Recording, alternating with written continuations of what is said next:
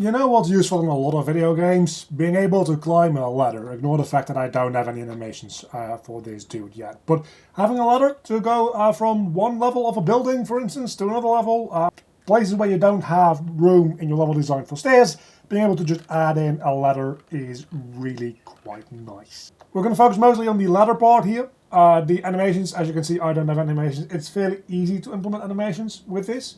So I'll give you a general overview of how to do that as well, but we'll focus mostly on building this ladder blueprint.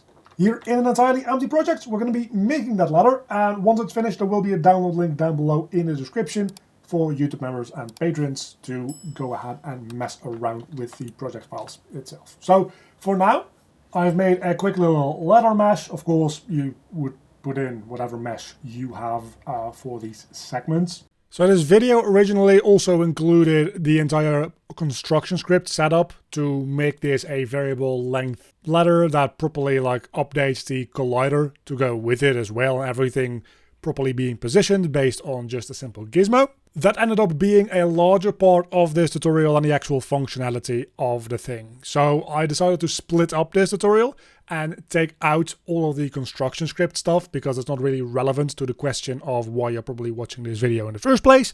And I made that a members and Patreon bonus video instead. On its own, that video doesn't make a lot of sense. So I didn't want to spin it off into its own normal upload. But I also didn't want to bother you with 20 minutes of setup for something that you probably don't particularly care about. So for those of you who are interested in making a construction script setup for a ladder that is a variable length, there is an option as a YouTube member and Patreon. It also supports the channel, so that's very much appreciated. Otherwise, you can just keep watching and use your own blueprint with your own meshes and your own colliders, and everything should still work fine as you would expect it to. So we have the construction part of this ladder done. Now let's actually make it climbable, for which we're going to go into the event graph. You might think that we're actually going to use begin overlap for this. I don't want to do that because I only want this overlapping to trigger with certain conditions. And I also want those conditions to happen if I was already overlapping it and then those conditions change. You'll see what I mean in a moment. So what we're going to do instead is we're going to actually do this in event tick, where we will check is overlapping actor. So we want to check, hey, is this actor overlapping the get player character? And we're going to put that into a branch. And only if it is overlapping the player character are we going to do any of this other stuff. So we will cast to our third person character and promote that to a variable. And from that we'll get our character movements components all the way down here. Now there's two conditions on which I want this to allow me to climb. The first one is get movement mode, and I want to check if this is equal, pick the top one, not the bottom one, to walking. If I'm walking, I want to always start climbing the ladder. So let's put in a branch for that. If I'm not walking, I want to check whether or not I'm falling. So we check our movement mode again, and we check whether or not we are at that moment in time in the falling state. If we are falling, I want to know if we're falling down, because technically speaking, when you jump and you're moving up, you're in the falling state. But if you're jumping up, it'll probably feel kind of bad to be snapped onto a ladder. So what I want to do is I want to be able to jump up, and then only once you start falling down while overlapping with the trigger box for this ladder, does it actually snap you down onto that ladder. Which is actually very easy to check. We can just get the character movement and we can get the velocity of our character at any given point. And we split the structure pin and we just check, hey, is our Z velocity less than a value of 0? And now with this falling, I turn this into AND boolean to check, hey, are we falling and do we have a downwards? So these are the checks that I want to do. I'm going to do these every frame for every ladder. These are not very expensive to do. It's fine. Don't worry about the fact that it's in event tick. That's not actually a problem. Let's actually go though into our third person character blueprint, because we're going to need to add a new variable here real quick. And that variable will be is on ladder. For now, we just make this. We're going to be using this in a moment here for our movement input to check, are we on the ladder? If so, we want to do different movement input. But for now, We just need to create that because we're going to be using that here as our third person character. We're going to set is on ladder to being true if our checks fully clear. Now, after that, what we want to do is we want to set the actor's location for our player character as well, because we want to set it to be very near our actual ladder meshes. So we're going to set this actor location. We're going to do a little bit of math to figure out where exactly this needs to be. The most important part of which is we're going to start by getting the actor location of our player character to begin with. We'll split that open because we want to use the current Z value of our character. The X and Y value we'll figure out from the actual ladder, but the Z value is what we care about because that determines our character's height. So let's, on the character location node here, let's make a vector and just plug the Z value into that. And then we'll use the get actor location X and Y from just the actor itself without any target inputs. And that will get us close enough. But this is going to put us right on top of the ladder. What we actually want is we want to be a little bit offset from the ladder in the X and the Y direction. So we need to add another vector to this. And this is where a little bit of math is going to come in. It's going to be okay though. We'll work through this. And this is also not too difficult. We just get the actor's forward vector and we multiply that by an amount. So multiply that by a float. I'm going to multiply it by 10. Depending on your character model, depending on your animations, this might need to be bigger, this might need to be smaller. We're going to go with 10 for now. Then we also want to set the actor's rotation to be facing the ladder. So we get our third person character again and we set rotation. Let's use third person character here, get actor location. And then we're going to get actor location again from just the ladder itself as well. And then we will do find look at rotation between those two locations. We're only going to be using the yaw for that, the Z rotation though, because the X and the Y rotation we don't really want to mess with. You can either get actor rotation, split that structure pin and just pull through the X and the Y like this, and use the Z from our find look at rotation. Most likely these are going to be 0 as is, because generally for a player character you don't have any roll or pitch rotation, so just keeping these at 0 is entirely fine as well. But just in case something weird happened to your rotation and you want to maintain that on the ladder, be my guest. I'm going to remove it now. Then we'll get the character movement again, and we're going to set its movement mode. And we're going to be setting this to flying so that we don't fall down immediately. Then we also want to stop its movement immediately, because if it had any ongoing momentum and movement, we want that to be stopped instantly so that we can be climbing the ladder properly.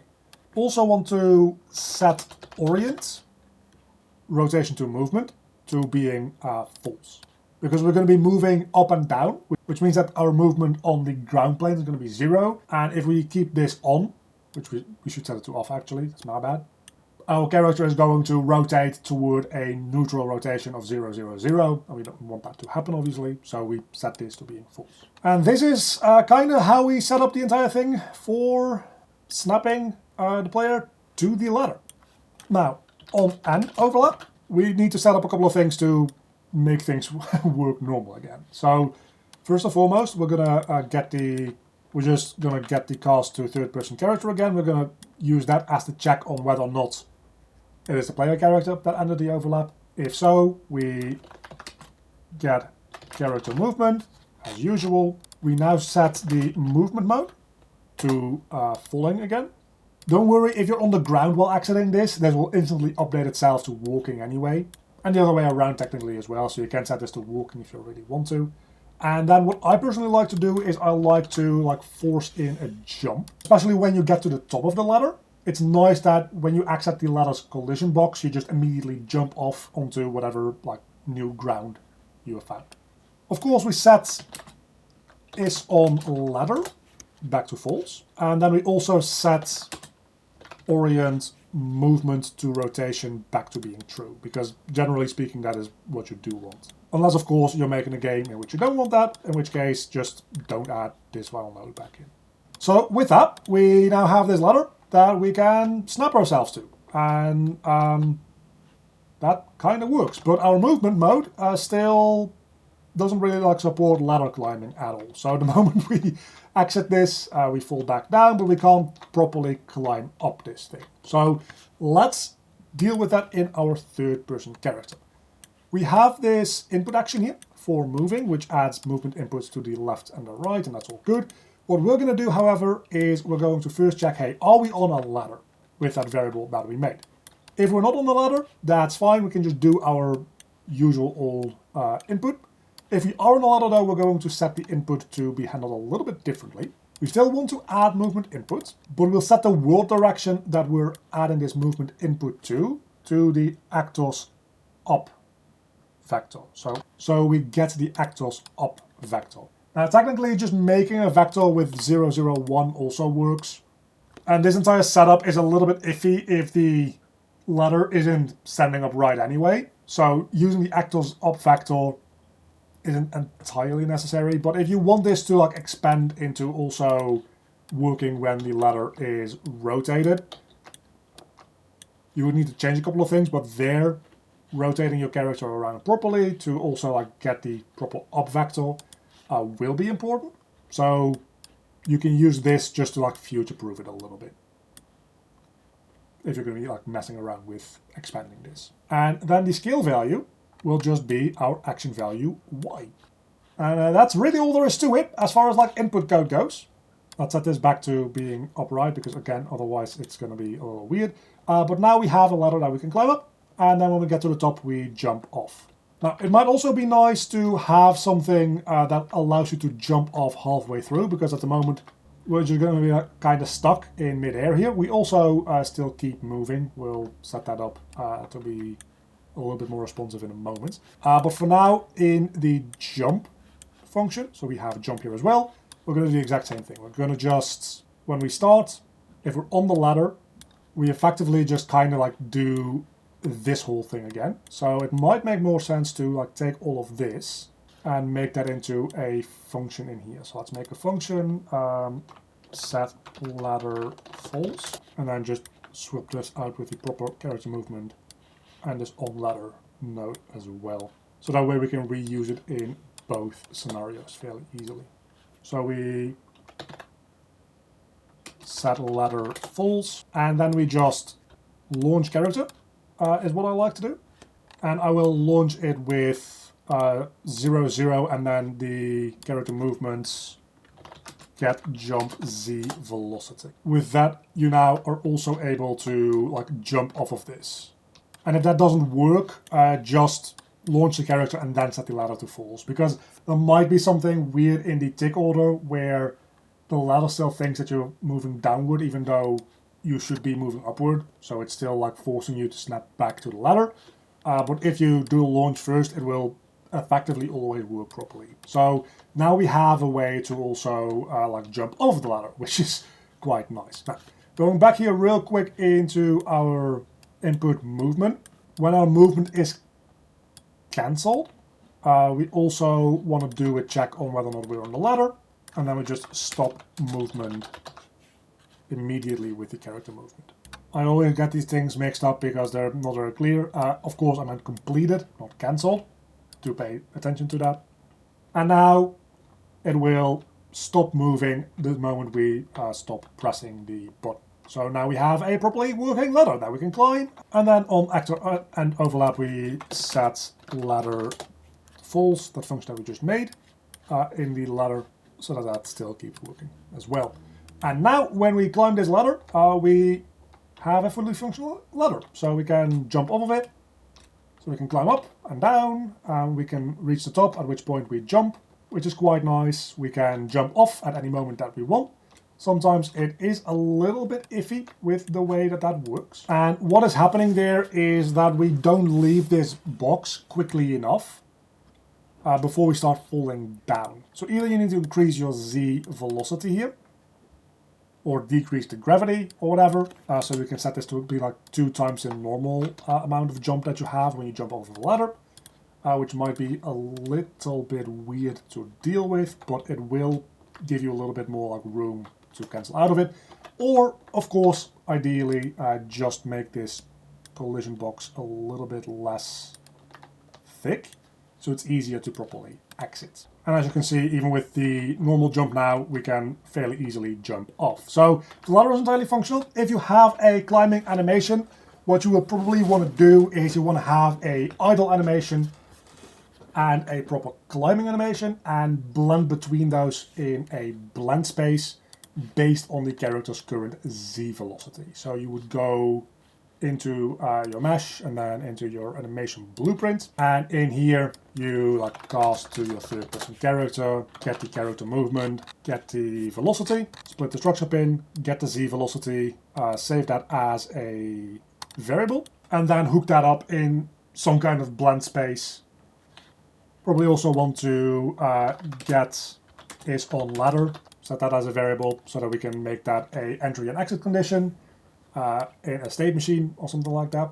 Again, not necessarily what I want to focus on in this video, setting up like the animation blueprint for it. I have some other videos on animation blueprints. This is the basic idea. I don't have an animation to implement this with to begin with, so you're kind of gonna figure that out on your own. I'm sure you'll be fine. Making the ladder is what we were doing here, and I would say that we pretty much succeeded in that, because now we have a functional ladder that we can like work with, which is quite nice. Again, there's one downside to this ladder, that is if you rotate it on a like non-upright method, it might end up being a little bit weird, but like at that point you very quickly get into a situation where it doesn't need to be a ladder to begin with, because you can probably just walk up it normally. So I don't think personally that that is going to be a huge problem. You might need to tweak around a little bit with it if you do want it to work like that though. And a very big thank you to all my Patreons. You can see them on screen right now. If you want to help support the channel or get any of the project files in any of my tutorials, there's a link down below to the Patreon page to support me, or alternatively as a YouTube member. And of course, an extra massive thank you to my Cave Digger tier supporters, Sir J. Thomas, and my Cave Student tier supporters, Oiku and Earl Monsville Urno.